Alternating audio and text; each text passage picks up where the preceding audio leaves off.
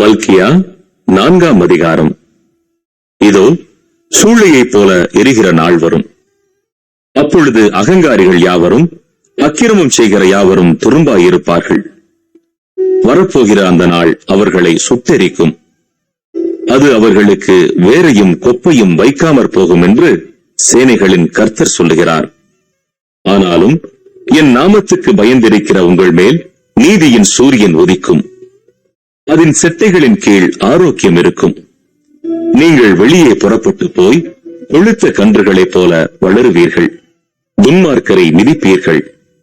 நான் இதை செய்யும் நாளிலே அவர்கள் உங்கள் உள்ளங்கால்களின் கீழ் சாம்பலாயிருப்பார்கள் என்று சேனைகளின் கர்த்தர் சொல்லுகிறார். ஓரேபிலே இஸ்ரவேலர் எல்லாருக்காகவும் என் தாசனாகிய மோசேக்கு நான் கற்பித்த நியாயப்பிரமாணமாகிய கட்டளைகளையும் நியாயங்களையும் நினையுங்கள்.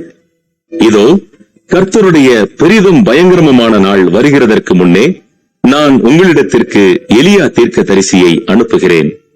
நான் வந்து பூமியை சங்காரத்தால் அடிக்காதபடிக்கு அவன் பிதாக்களுடைய இருதயத்தை பிள்ளைகளிடத்திற்கும் பிள்ளைகளுடைய இருதயத்தை அவர்கள் பிதாக்களிடத்திற்கும் திருப்புவான்.